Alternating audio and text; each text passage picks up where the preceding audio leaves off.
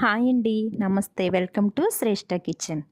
ఈరోజు నేను మీకు మరొక హెల్దీ రెసిపీ అయిన క్యారెట్ బీట్రూట్ ఫ్రైని ఎలా చేయవచ్చునో ఈ వీడియోలో చూపించబోతున్నాను. దీనికోసం స్టవ్ పై పాన్ పెట్టుకొని సరిపడా ఆయిల్ వేసుకోండి. ఈ ఆయిల్ వేడవుతున్నప్పుడు 1 టీ స్పూన్ పోపు దినుసులు వేసుకొని దీనిలోకి కట్ చేసి పెట్టుకున్న ఉల్లిపాయ ముక్కలు వేసుకొని ఇలా ఒకసారి బాగా కలుపుకోండి.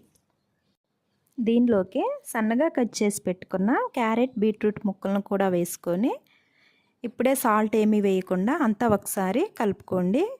ఇలా కొంచెం మగ్గిన తర్వాత 5-6 రెమ్మల కరివేపాకు కూడా వేసుకోండి. కరివేపాకు కొంచెం ఎక్కువగా వేసుకోండి, ఫ్రైలోకి బాగుంటుంది. ఈ ముక్కలు పూర్తిగా మగ్గిన తర్వాత 1.5 స్పూన్ కారం, 1 టీ స్పూన్ ధనియాల పొడి, కొంచెం గరం మసాలా వేసుకోండి. ఇది వేయటం వల్ల ఫ్రై బీట్రూట్ స్మెల్ రాకుండా ఉంటుంది. ఆయిల్ కొంచెం ఎక్కువైనట్టుంది కదా, దీనిలోకి తురుము పెట్టుకున్న పచ్చి కొబ్బరిని 2 టీ స్పూన్ల వరకు వేసుకోండి. ఆయిల్ అంతా పీల్చేస్తుంది, ఇంకా టేస్ట్గా కూడా ఉంటుంది. ఇప్పుడు లాస్ట్గా దించే ముందు 1 టీ స్పూన్ సాల్ట్ వేసుకోండి. ముందే సాల్ట్ వేస్తే ముక్కల్లోని వాటర్ అంతా వచ్చి ఫ్రై కలర్ మారిపోతుంది కనుక అన్నంలో కలుపుకున్నప్పుడు పింక్ కలర్లో వస్తుంది, కాబట్టి ఎవ్వరూ ఇష్టపడరు.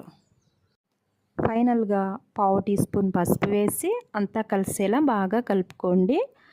చూసారు కదా, సింపుల్గా చేసుకుని క్యారెట్ బీట్రూట్ ఫ్రై రెడీ. దీనిని రక్తహీనత ఉన్న వాళ్ళను ఎక్కువగా తీసుకోమంటారు కదా, బీట్రూట్ స్మెల్ వల్ల ఎవ్వరూ తినటానికి ఇష్టపడరు గనుక మీరు కూడా ఇలా ట్రై చేసి చూడండి, చాలా బాగుంటుంది. ఈ రెసిపీ అయితే మా పిల్లలకు చాలా అంటే చాలా ఇష్టం. ఈ వీడియో కనుక మీకు నచ్చినట్లయితే మా ఛానల్ను సబ్స్క్రైబ్ చేసుకోండి. Thank you for watching.